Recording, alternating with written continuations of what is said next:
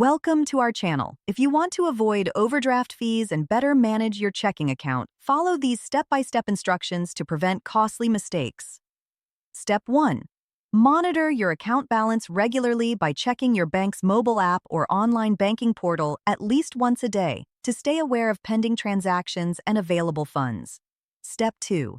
Opt out of overdraft coverage for debit card and ATM transactions.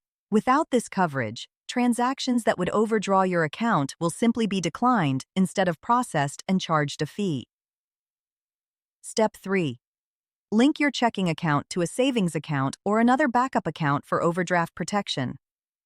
Many banks offer this service for free or a small fee, which is much less expensive than standard overdraft charges. Step 4. Set up low balance alerts through your bank's mobile app or online banking to receive notifications when your account falls below a threshold you specify, giving you time to deposit funds. Step 5. Keep track of all pending transactions, including checks, automatic payments, and debit card purchases that haven't yet cleared. Don't rely solely on your available balance, as pending items will reduce it further. Step 6. Build a buffer by maintaining a cushion of extra funds in your checking account. Even keeping an additional $100 to $200 can prevent accidental overdrafts from small miscalculations.